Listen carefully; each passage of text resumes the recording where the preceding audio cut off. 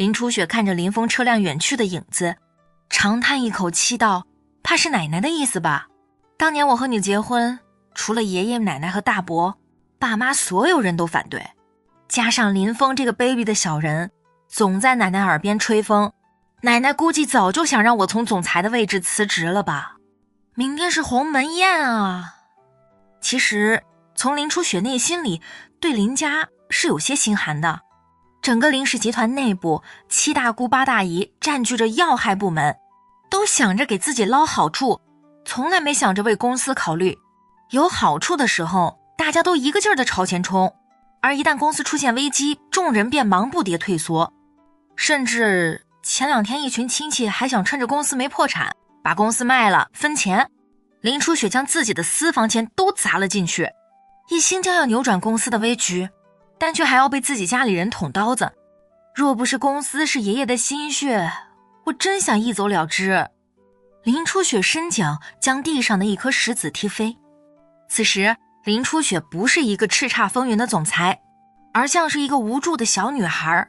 陈塘有些心疼的上前，伸手抓住林初雪的手捏了捏：别怕，老婆，我会陪着你的。林初雪应答了一声，看了一眼地上碎裂的礼品盒，奶奶的礼品打碎了，这下可有点麻烦啊。若是不能买一个同样的，明天林峰肯定又要说闲话。陈塘嘴角一抽：不用着急，这事儿交给我，明天保证让他哑口无言。你行吗？你卡里也不到20万了。林初雪有些迟疑地看着陈塘道。陈塘微微一笑：男人怎么能说不行？相信你老公。陈塘送林初雪回家之后已经是6点多，晚上7点陈塘要和陈氏西南卫这边的主事人见面，地址和包间庞老都已经发到了陈塘的手机上，跟林初雪招呼了一声，陈塘打了个车朝云城帝豪酒店赶去。因为比较急，刚进入酒店大厅，陈塘不小心和一个青年撞了一下，陈塘连忙转手对着男子欠身道：对不起对不起，你眼瞎啊，弄坏了本上的衣服，你赔得起吗？傻逼玩意儿。男子有些气呼呼地骂了陈塘一声。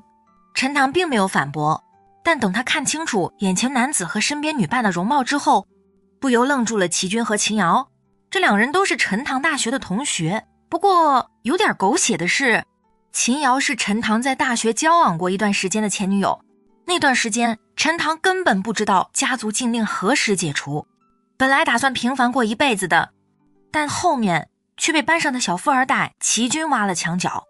陈塘认出了齐军和秦瑶，2人自然也认出了陈塘。哟呵，这不是我们班上的陈塘，陈大才子吗？你也配到这种地方来？知道这是什么地方吗？云城第1大酒店，一顿饭少说也不下1万块，你一个服务员消费得起吗？这个齐军出名的嘴毒，上大学的时候逮住人就怼，而最关键的是齐军和陈塘之间有宿仇。大学的时候，齐军在教室准备强迫一个女孩子，被陈塘撞见，陈塘一脚踹在齐军的裤裆里，差点让齐军绝后。这个仇恨从那个时候就结下了。后面齐军看陈塘哪儿都不爽，讲了陈塘的女朋友之后，更是逮住机会就奚落陈塘。哦对了，我想明白了，你是在这里当服务员吧？哈哈，正好，等会儿吃饭我就要你伺候我好啦。亲爱的，你没意见吧？说话的同时，齐军伸手一把搂住旁边秦瑶的小蛮腰，还在秦瑶的脸上亲了一口，这是赤果果的示威。要知道当时陈塘和秦瑶谈恋爱2年多，陈塘自己打工赚钱给秦瑶买口红手机，但秦瑶除了和陈塘牵过手之外，根本没有任何其他的亲密行为，而现在去陈塘的面和其他男人秀恩爱。不过事情都过去了，陈塘也不是小气之人，也没兴趣跟这些脑残在这里浪费时间。齐军，我没空理你，我到这里来是约了人的。陈塘淡淡的看了齐军和秦瑶2人一眼，转身便打算朝电梯那边走去，但秦瑶却伸手拦住了陈塘。在这里找人？陈塘，你别撒谎了，我看你是还忘不了我悄悄跟踪我吧。告诉你，别痴心妄想而来。看着秦瑶一副洋洋得意的样子，陈塘郁闷的都快吐了。跟踪秦瑶？自己是脑袋有病吗？当时大学的时候跟秦瑶谈恋爱，那是觉得秦瑶善良清纯，但后面秦瑶变成了那样的拜金女，势力充满心机之后，陈塘都很庆幸自己跟她分手了。秦瑶的声音故意说得很大，吸引了大厅里不少过往的人群。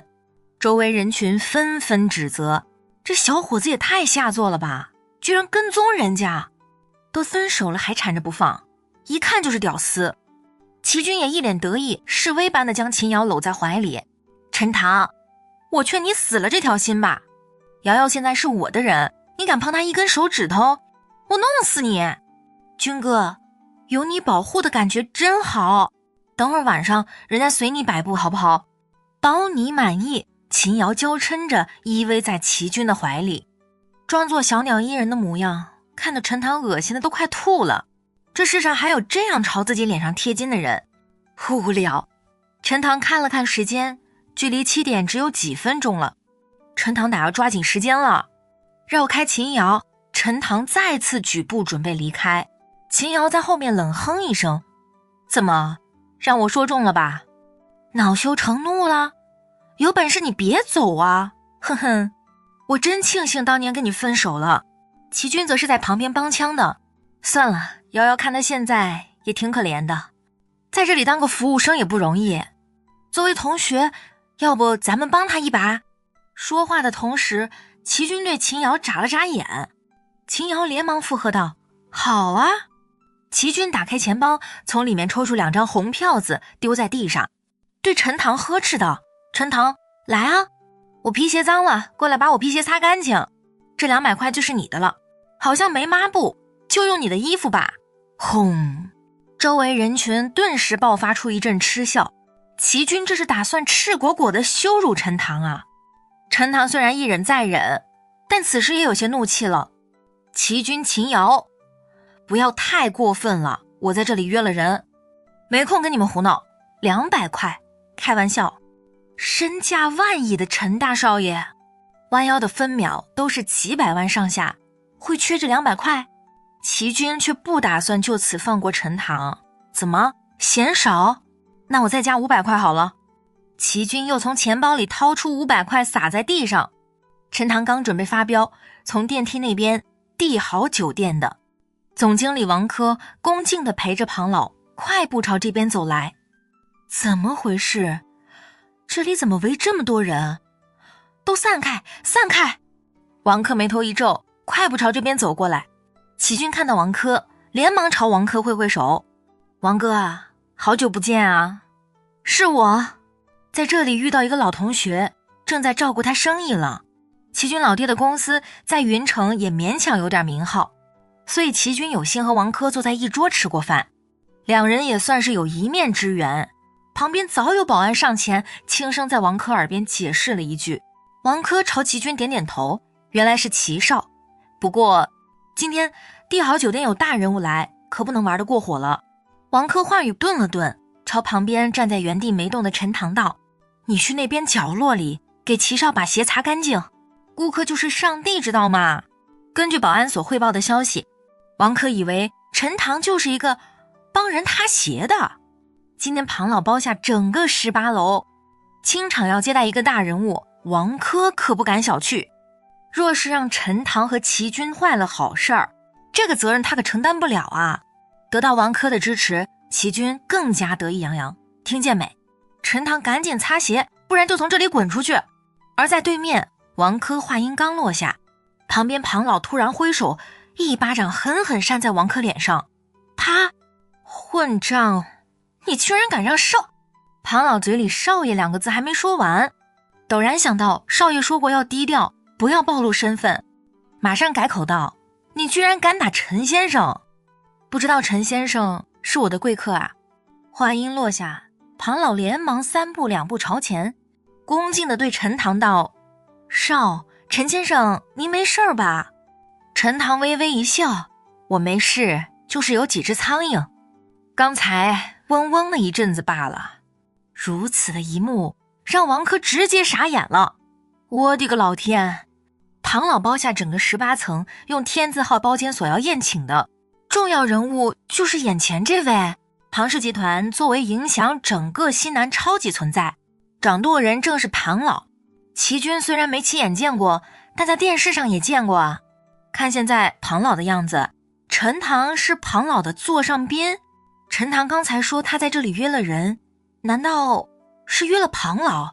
其实齐军根本不知道，整个西南地区只要是稍微有头有脸的人物，只要能赶过来，今天都秘密聚集在楼上的天字号包间里。这些情况齐军不清楚，但王珂却再清楚不过了。楼上天字号包间里那些人物随便拉一个出来，分分钟都可以灭了帝豪大酒店，而他们都要共同接待的大人物。王珂居然还让他去帮齐军擦鞋，找死吗？我错了庞老，我错了陈少，对不起，我狗眼看人低，不知道您是庞老要宴请的大人物啊。王珂此时哪里还顾得上面子，当着大厅里这么多人，左一巴掌右一巴掌，不停地抽在自己脸上。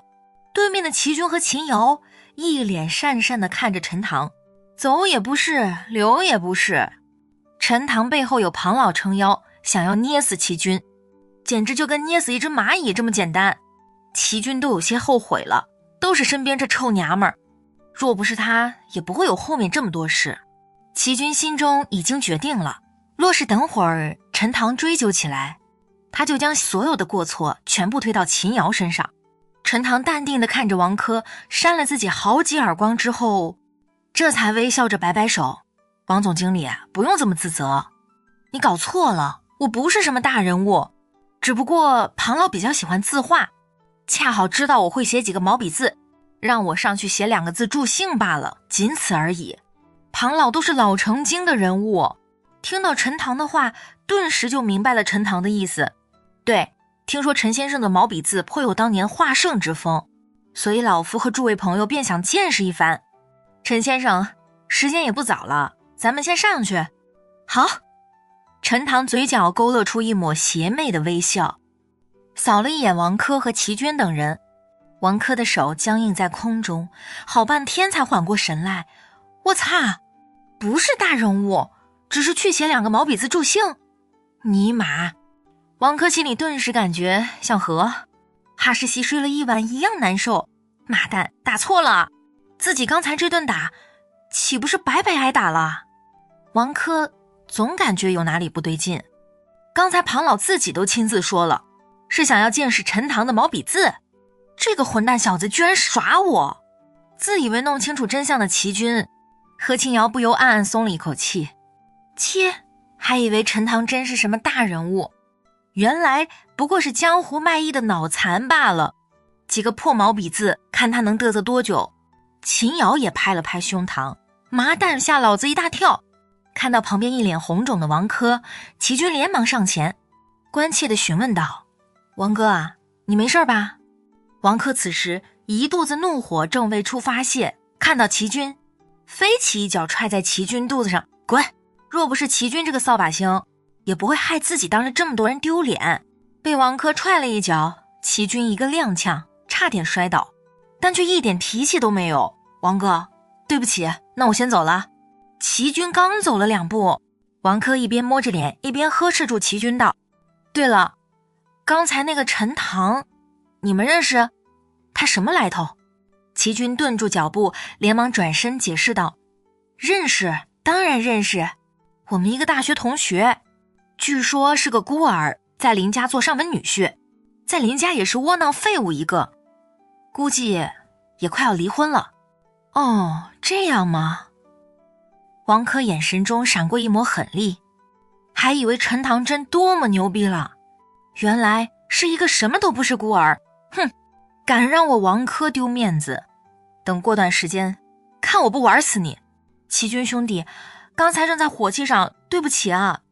这样，今天你在这里的消费哥做主，给你打6折，算是表达我的歉意。王珂变脸就跟翻书一样搂着齐军的肩膀，一脸热情的道。齐军受宠若惊的道：那怎么好意思哈哈，谢了王哥。18楼。庞老带着陈塘从电梯里出来，见四下无人，终于敢开口，恭敬的道：少爷您太低调了，刚才那些人那么侮辱你，只要您一句话，老奴绝对让他们立马从云城消失。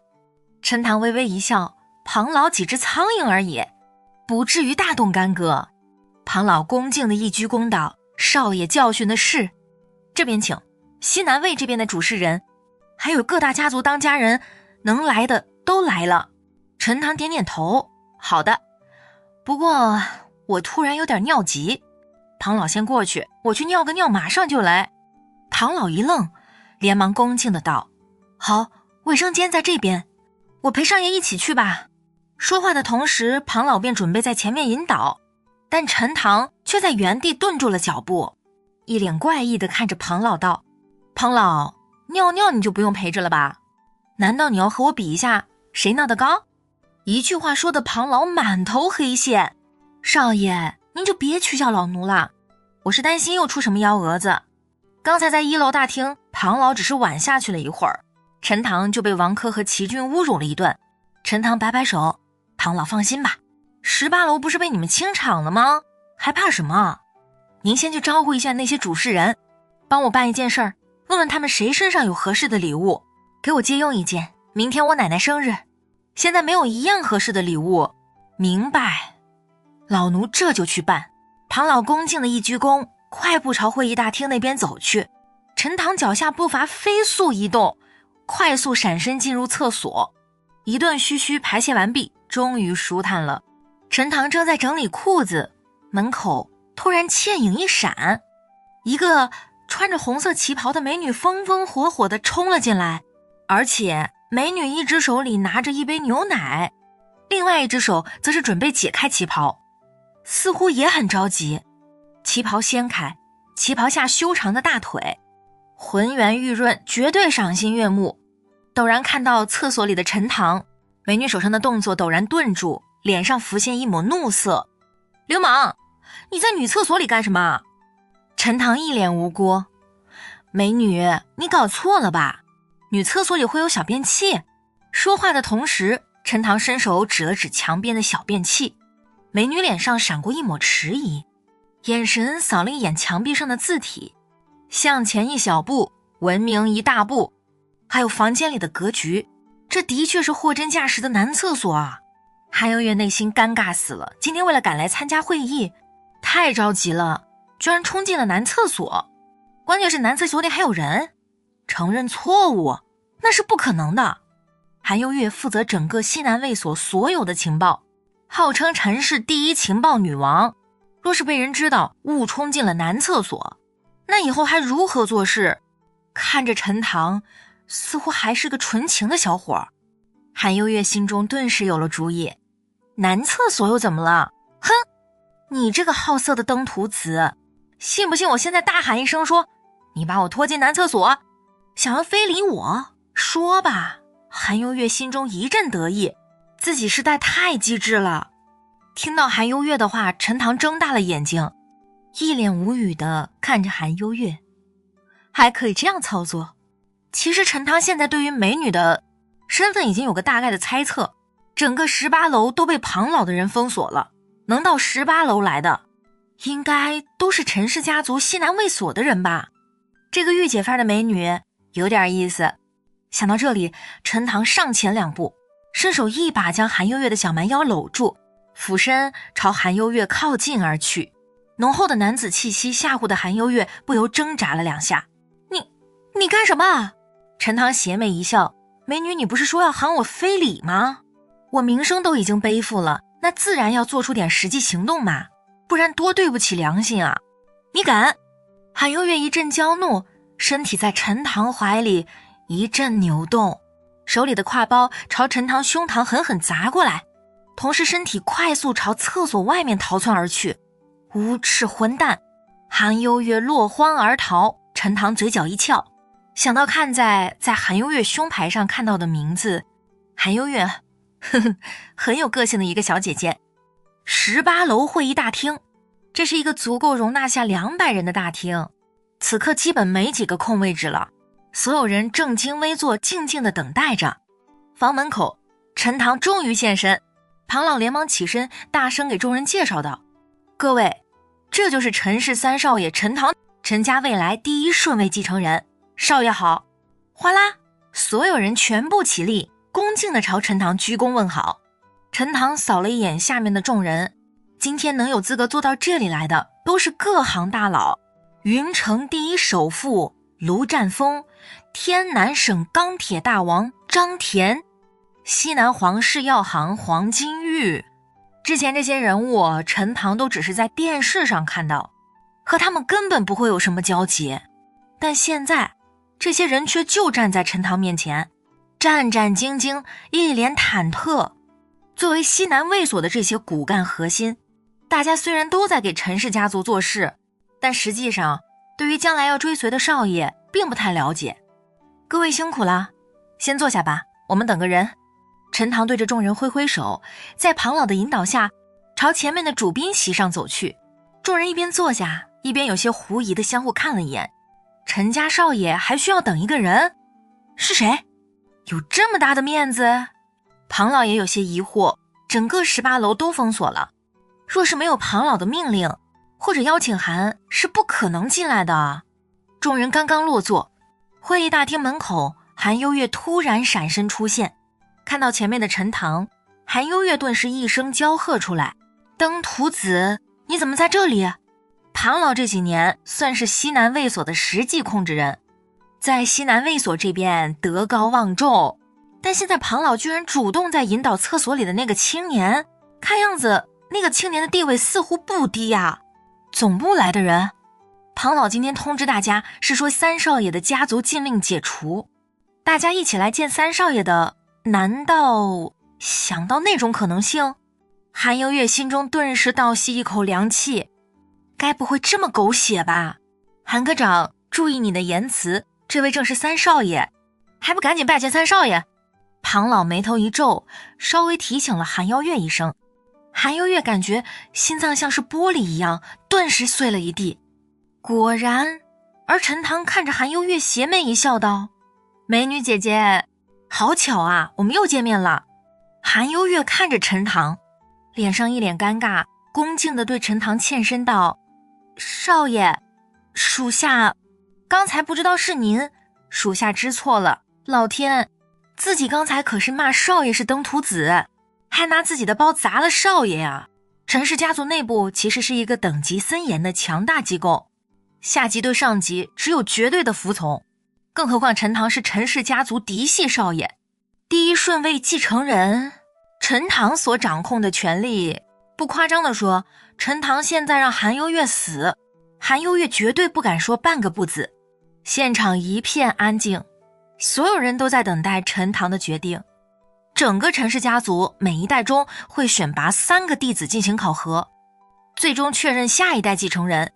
在陈塘这一代中，除了陈塘之外，其实还有另外2个处于考核中的弟子，一个是陈宇三叔的儿子，每天不学无术，根本不把考核当做一回事；另外一个则是陈洪二叔的儿子，很有能力，考核阶段自己创业了好几家公司，价值上千亿。在陈氏家族内部，继承人呼声最高的自然是陈塘和陈洪2人。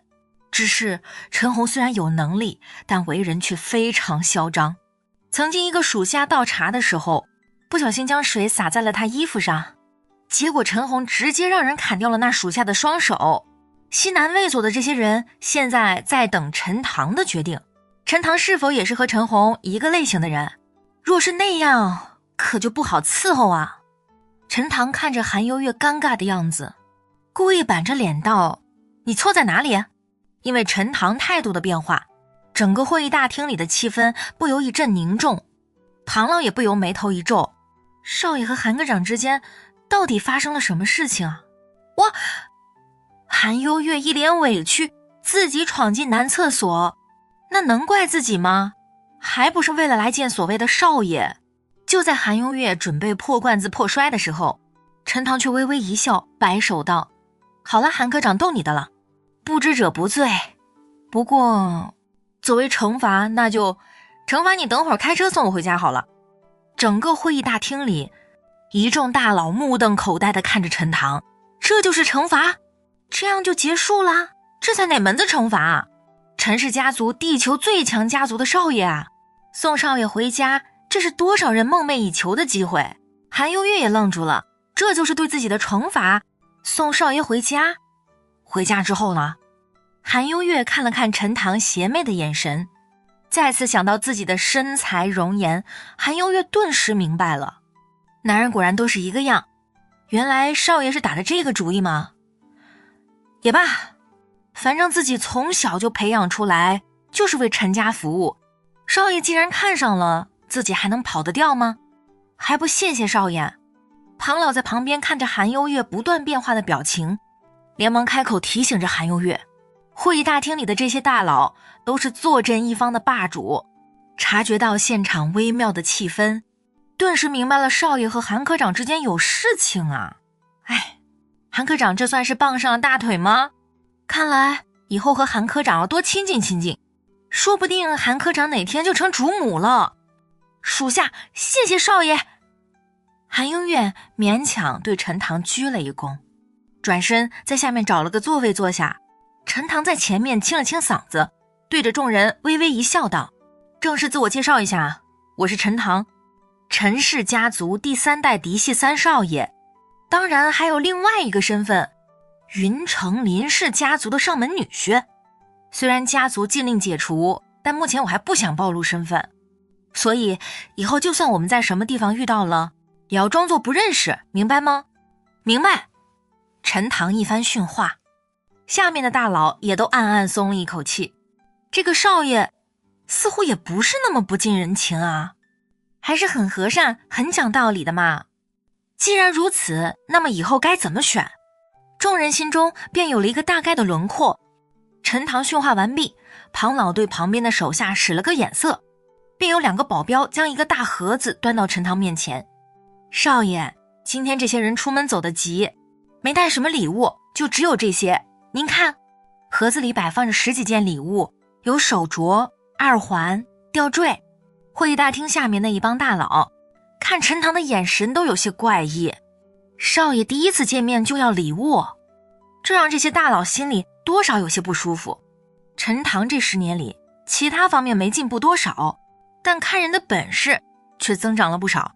察觉到那些大佬的神情，陈塘心中立马明白，这些人怕是误会了自己的意思。各位不要误会，我让你们拿2件礼物，不是我自己要，是我奶奶明白要过生日，我来不及去选什么好东西了，找你们借2件，是打算送给奶奶的。陈塘伸手在盒子里拨弄着，随口给众人解释了一句。下面那群大佬听到陈塘的话，纷纷暗暗点头，心中顿时一阵了然。原来如此吗？这个耳环是谁拿出来的？陈塘在一堆礼品中挑选了一对血红色的漂亮耳环，这个耳环和下午在玉器店里买的那一对还有些相似，正好符合陈塘的心意。少爷，是我。下面人群中，刘天雄忙不迭地从座位上站起来，一脸恭敬地回应道：正是这个刘天雄，中午的时候带人去 KTV 救了陈塘一次。陈塘对刘天雄印象非常深刻。神鹰安保集团刘天雄。对了，这个耳环多少钱？刘天雄站在座位旁，听着陈塘的话，一时间有点拿不准陈塘的意思，迟疑了一下，到800万，少爷是不是太便宜了？要不我马上让人准备一副更贵的。陈塘摆摆手，不用，放心，礼物我不会白拿。庞老，我的账户交给你全权管理，等会儿从我的账户里给刘总转账800万，算是我私人买下的。这一幕让在场众人全都愣住了。原来少爷不是给自己要礼物，也不是白拿，还要付款的。这个少爷和陈氏其他那几个少爷还真不一样啊。跟众人训话结束，拒绝了庞老亲自相送，陈塘和韩幼月2人一起坐电梯朝1楼走去。少爷，电梯里只有韩幼月和陈塘2人。韩幼月感觉有些坐立不安。陈塘看着韩幼月微微一笑道：好了，韩姐不用叫我少爷。叫我陈塘就好，咱们姐弟相称不是很好吗？让你送我只是为了化解一下你的尴尬罢了，别多想。是这样？韩永月眼神中闪过一道诧异的神色，难道是自己想多了？自己的身材对少爷居然没有魅力？隐约中韩永月又有几分失落。哦，好的，陈少。韩永月话语顿了顿，不过还是让我送你回家吧，毕竟刚才在厕所里是姐姐不对，姐姐怎么也要补偿一下你嘛。放开身份之后，韩悠月倒是洒脱了不少，重新恢复那一副妖媚的样子。两人在1楼大厅刚出电梯，总经理王珂和齐军、秦瑶等人目光便朝这边扫来。王哥，陈塘出来了，身边还带了一个漂亮的小妞。王珂一脸阴沉，哼，在老子勉强装大尾巴狼，老子不玩死你。话语顿了顿，王珂朝侧面几个服务生道：你们几个都准备好。那边2个服务员手里各自捧着一幅油画，随时待命。齐军和秦瑶站在旁边，有些担忧地提醒着王珂道：王哥，庞老该不会等会儿又跟着一起来吧？庞老的气场刚才齐军可是亲眼所见，王珂都被扇了一耳光，王珂若是不高兴了，那齐军也不会有好下场。王珂冷哼一声道：哼，不会，我的人正在盯着监控，那些老家伙都从 VIP 通道离开了，不会到这里来。西南地区这么多大佬全部聚集在一起，这若是让有心人知道了，绝对会引起整个西南地区经济大地震。而另外一个方面，陈塘暂时也不想暴露自己的身份，所以就让庞老带着刘天雄等人从 VIP 通道离开了。陈塘和韩悠月两人一边说笑，一边朝大厅门口走去。刚走到大厅中间，王珂安排的2个服务员手里捧着油画，快步朝陈塘和韩悠月冲过来。陈塘眉头一皱，侧身让开了其中一个服务生，但另外一个服务生明明可以避开陈塘，但却硬生生故意将身体朝陈塘怀里倒下来。小心！韩悠月在旁边伸手拉住陈塘，想要将陈塘拉着避开这个服务生。但让人大跌眼镜的是，这个服务生居然直接丢掉了自己手里的油画，上前一把死死将陈塘的腰身抱住。快来人啊，这家伙撞坏了我们酒店油画还想走，快抓住他！陈塘一阵无语，和韩悠月两人对视了一眼，忍着心中的怒气，尽量心平气和地对服务生道：想碰瓷？刚才这么多人都看到了，明明是你故意朝我身上撞来的吧？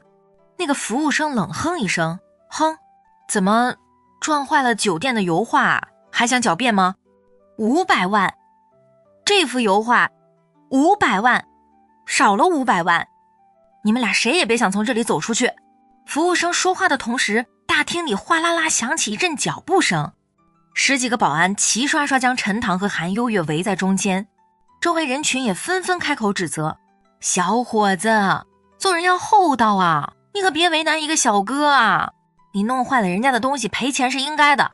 对对对，我们刚刚都看见了，服务生手里的油画是被你撞掉的，不要到时候报警了你就麻烦了哦。保安来得这么快，周围的人群还这么异口同声，这绝对有问题。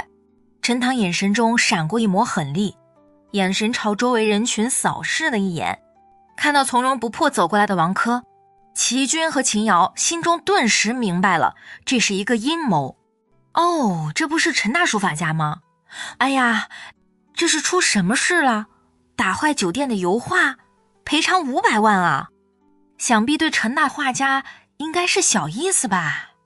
齐军阴阳怪气地嘲讽着陈塘，大腿得意地抖动着。旁边秦瑶也是一脸鄙视，傻逼就是傻逼，走个路都不看眼睛，我当时真的瞎了眼。军哥，还是你好。陈塘眼神从齐军和秦瑶身上移开，目光最后落在王珂身上。齐军家里虽然有点钱，但和帝豪大酒店背后的老板相比，还是差得太远了。在这里策划这么一场碰瓷，多半是王珂的手笔。王珂的眼神和陈塘对视了一眼，眼神中闪过一抹得意。陈大画家，我们这么快又见面了啊！不过风水路流转，这次庞老怕是不能为你救驾了。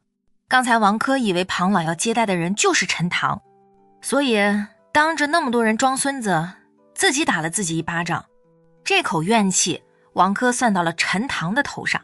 陈塘淡淡一笑，王总得饶人处且饶人吧，之前的事情我没追究，你又何必来这一出？500万，陈塘还真没看在眼里，但就这么白白送出去，陈塘自然也不会答应。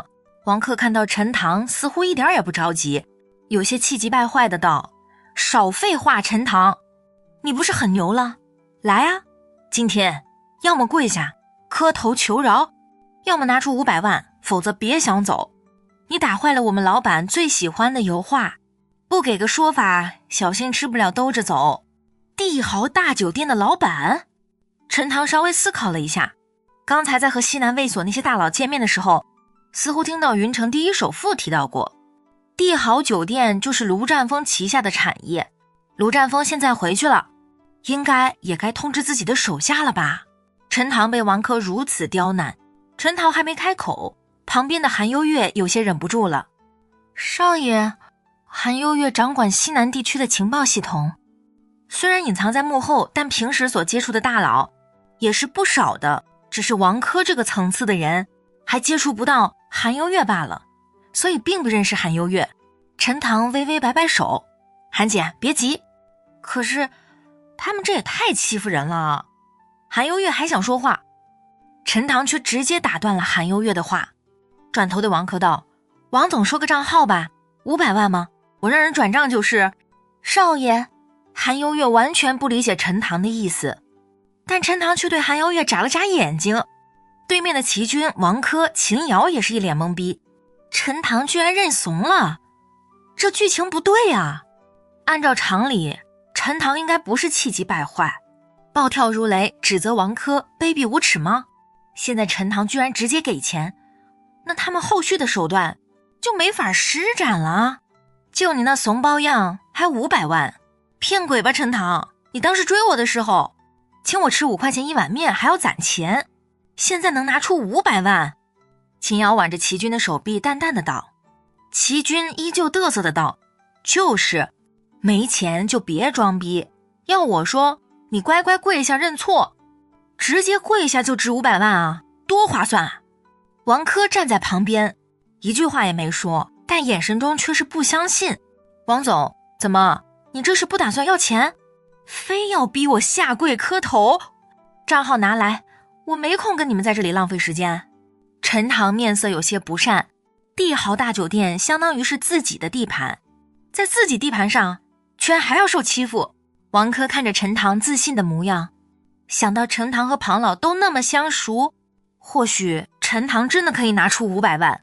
想到这里，王珂脸上的肌肉抽动了一下。不行，我刚才记错了，那幅油画不止500万，至少要1000万。